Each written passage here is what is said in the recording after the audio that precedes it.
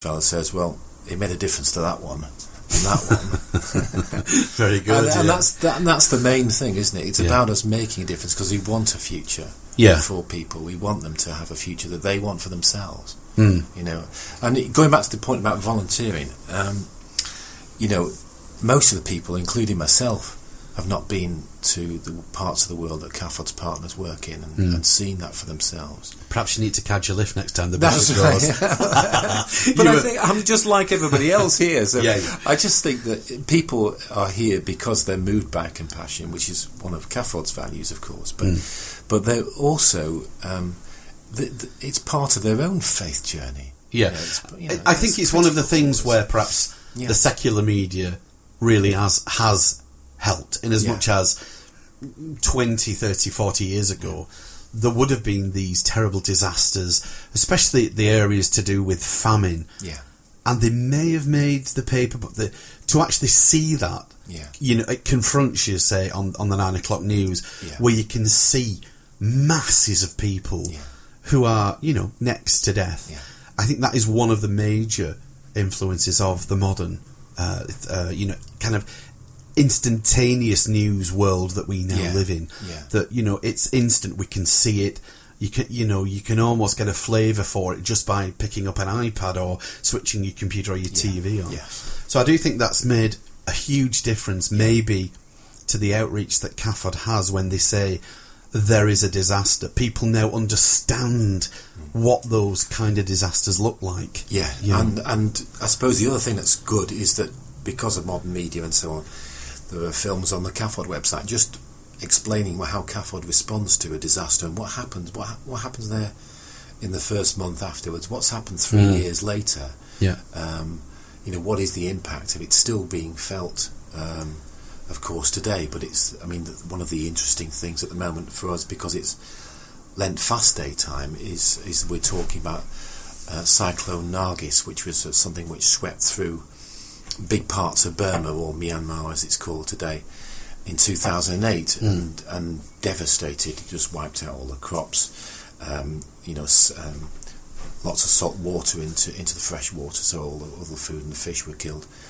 and devastated local population. And part of CAFOD's partners' response has been to rebuild the bits that were knocked down and to replant the trees and so forth. But in addition to that, it's a realistic approach. It's about saying to the local population, let's give you a disaster drill and let's enable you to think about a way through the next, because there will be another emergency there of that nature. Climate change is such a threat to anti-poverty work around the world, but enabling people to take measures for themselves is really critical in the future, I think. Yeah. Now, you mentioned the fast days there, and obviously we have two fast days in Lent, beginning and end, Ash Wednesday and Good Friday. What kind of message would you like to promote to do with those fast days regarding perhaps the poor and perhaps the work of that CAFOD is doing among them? Yeah, I said that our focus this year is on our work in Burma. I mean, CAFOD's been in Burma for 25 years. It's been very much below the radar with the regime that's been in place there. But we've been working quietly in the background. And this is about the real impacts of climate change around the world that we're trying to promote. Now, one of the interesting things for us this year is that the government has agreed to match fund all the donations that CAFOD receives, which is amazing. So for every pound that people give to CAFOD between now and the end of June, that's raised during the period of middle of February to middle of May, is going to be matched by the government to, I think, £5 million, which you probably won't ever go close to, but nonetheless. But I think that's an important thing. Amazing thing. It's an important thing for that message on its own to get out there, because I actually wasn't aware of that, and I'm a Catholic priest. Well, there we are. And I should know, but I didn't. I mean, I think that's not new money as far as the government is concerned, but the reason the government are doing that is that they've seen that agencies like CAFOD are a good way of getting their international aid money spent properly. Right. So that's why they're saying, okay, you're raising this money, we'll make it go further as long as our objectives around climate change are the same, and in this case they are. Yeah. I mean, that kind of suggests that the government, whoever they are, seem to hold CAFOD in high esteem. They would trust CAFOD with the work that they're doing, which is a very positive thing, I think. It is. I mean, Chris Bain, the director, and a number of other international aid agencies based in Britain, there's five big agencies, meet fairly regularly with the Prime Minister, right, to look at ways in which they can support each other. Obviously, they don't always do that because agencies and governments have different agendas. Yeah, of course. But it's our way of also making sure that the government is pointing in the right direction as far as we are concerned, and the Catholic community. And they know that it's not just a group of individuals. Because we're able to talk to the Catholic community who are conscientised, are able to talk to other people in their local community. They're that much more interested. So the Catholic population, amongst other faiths, of course, but Catholic population can punch above its weight here. Absolutely. I mean, it's something that I've said many, many times, when I talk to people in church, one voice, gets lost in the melee. We don't. If we all stand together, because we are just about the biggest family on the planet, really, with 1.3 billion of us, that's quite a voice, it's really. It's a big voice, yeah. Oh, yeah.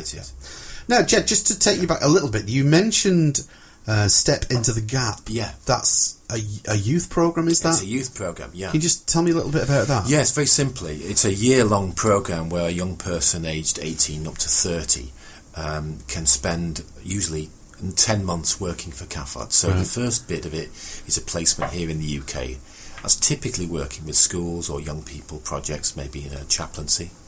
And then they spend a month abroad with CAFOD's partners. And then they come back and they tell people about it. It's a really exciting, it's a life-changing project.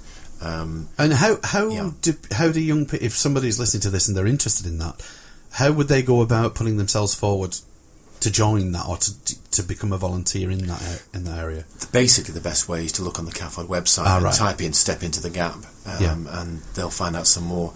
But it's a marvellous program. The young people just come back from Zimbabwe and Nicaragua in this case. I was with them yesterday, and they were just lit up, and several of them saying how much it changed their lives, and people. It's a phenomenal experience for them. Yeah, and they don't pay for it. Obviously, they're giving their time, but many gap year experiences involve a significant cost to the young person. And absolutely. Obviously, they don't have a lot of money. Yeah, but this is an amazing, and they're treated properly, and they're guided around by experts, and they see how life really is when the camera's moved on. Very good. Do you have? Obviously, that's 18 to 30. Do you have anything that's promoted, maybe, perhaps I should go to Aileen for this, in the schools you go? I mean, I know that the schools will collect money for CAFOD at various times of the year, but is there anything specifically? Jed and I were at a meeting recently where there were various people from various things that are happening in the diocese, and one of them was the SVP, and something that I clicked onto was something he talked about was the mini Vinnies. I kind of like that idea. Is there anything like that you promote among the schools? We have, certainly in some of the high schools, we have an award for global justice, which we have used. There were 6 or 7 schools now in the diocese with it. And that's action in a whole range of activities that we might broadly call justice and peace for CAFOD. Right. So that could be fundraising, as you mentioned. It could be about campaigning work. Young people going down. Typically, they've been down to the Nows of photographs in the machine of the young people outside on the steps of Downing Street 2 years ago, presenting David Cameron with a petition and so on. Right. So the young people can really get involved in this. So how do you then get the schools involved? Do you? And obviously you must put something out to the schools to see if they'll respond to you. So how does that work? Well, again, there are we've got an excellent team of education volunteers who are trained by CAFOD and go into our local schools to give development education lessons, and they will often be on the back of a CAFOD group in a school or help to promote that. It's a real, I say, we want people to grow in a faith that does justice, and it's that's a part of it. in schools.